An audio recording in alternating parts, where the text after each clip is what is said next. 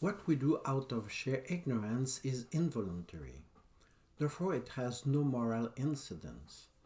As for what we are forced to do, we are not responsible of it.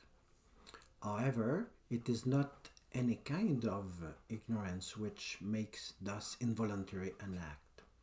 The involuntary act must not only be done without being conscious of it, without willing it, it must also displease the will, trigger some remorse. It is required that if one had known, he would not have done so. Having punched by accident out of ignorance someone whom one is glad to have wounded is not beyond reproach. The act is not to blame as such, but the agent's dispositions are to blame. Then, what makes involuntary an act is not to be done with ignorance, but out of ignorance. The ignorance must cause the act, not only accompany its real cause, which would be drunkenness, some drug, some passion, for example, to declare your honor. I was under influence. I absolutely didn't know what I was doing. And this won't trigger any indulgence. On the contrary, the offense becomes double harm and drunkenness. One is then the cause of his own ignorance.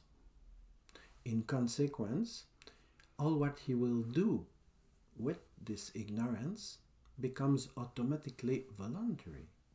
Finally, the ignorance of the good, of the end, of natural law or of positive law still doesn't make involuntary. Such ignorance concerns a knowledge which everybody is bound to have, to possess. Confessions like, oh, I didn't know that murder was a bad action, or I didn't know that there is a law against that. Again, it won't trigger any indulgence. The defendant will be guilty of murder and of perversion. It will be the same if one isn't even conscious of the nature of what he has done. If he says, this is stealing, this is lying, this is frauding, excuse me, I didn't know. This doesn't work. One is guilty not only of the bad action he has done, but he is also depraved. He merits supplementary blame. The ignorance which makes involuntary, the one of which we are not responsible, touches only circumstances of the act, circumstances that we couldn't know. For example, we open a door and thus hurt someone whose presence behind the door we had no motive to suspect.